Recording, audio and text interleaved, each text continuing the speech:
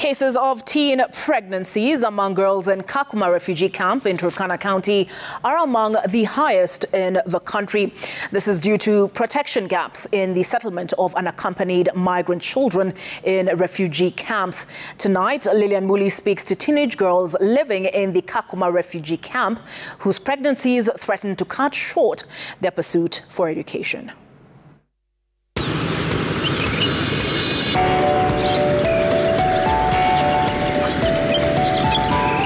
Kakuma Refugee Camp.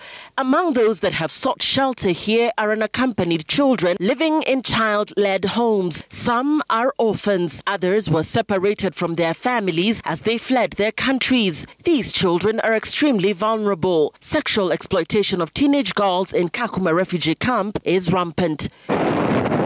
Within the refugee settlement is the Natukobenyo Health Center. Born in South Sudan and now living in Kenya, a heavily pregnant refugee girl walks along the hospital corridors. I came from South Sudan I left my mother and my father is dead. I lost them. It allowed me to go to school well.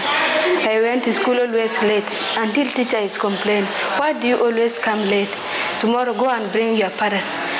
I talked to my brother. My brother, you are needed in school by teacher. He told me, now I have no time to go to school. Just go and explain to teacher, I am busy. I'm told teacher, he told me, are you a liar? Your family cannot explain this bad thing like this. I am always stay with trouble. Unaccompanied by her immediate family, she, like many others in the refugee camp, fell victim to teen pregnancy. I was even at home. Yeah, the guy came there, he told me, what are you doing here? I said, I'm doing some work. Which kind of work do you do? I told I have. Told me, now, where is your brother? My brother that day, they went somewhere. Yeah, they have a journey. And I'm always stay with him. His children. Yeah, that is why he forced me marriage. When I'm crying, no one can help me. It was like raping. Even I doesn't know I will be pregnant. Now nearing her expected date of delivery, she has been unable to continue with her education because of the social stigma that comes with teenage pregnancy. Even I think a lot of times, let me better to hang myself because I have nothing to do. Even I'm ready to drop out of the school. Yeah. Most of them, they are just abusing. We are not the same with you. Now you leave your husband, run away. What are you staying here? What are you doing here? Who you deliver, who can take care of you? Better to stay with your husband so that they could take care of you. You have lost your mother and father. Sometimes if I hear those things, I will cry a lot.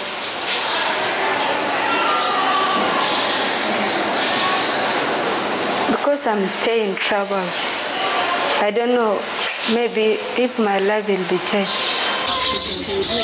This teenager, like many others, was not aware where to seek quality maternal health services. She started coming to hospital after safe motherhood promoters who go from house to house in the refugee camp guided her. Kwanza tukiona mama mjamzito, tunaendea huyu mama, tunamuuliza kama ameshapata NC booklet, hiyo kitabu ya NC.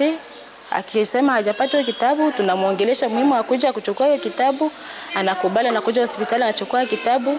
Akishachukua kitabu, mimi namfuata community, mimi namfunza kuhusu danger sign.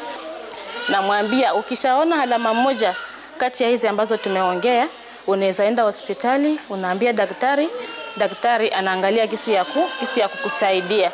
Pia mimi namfunza kuhusu umuhimu wa kumeza dawa za hospitali. Kwa sababu wakati anakuja hapa hospitali, wanampea madawa ambazo anameza za kuongeza damu, pia za kusaidia mtoto kwa tumbo. Pia wanampea mosquito net. Mimi namuonesha umuhimu wa kulala ndani ya hiyo net kwa sababu wakati analala nje ya mosquito net, anaweza kupatwa na malaria yenye inaweza kumzuru yeye pia na mtoto. Mimi namwambia huyu mama umuhimu wa kuzalia hospitali.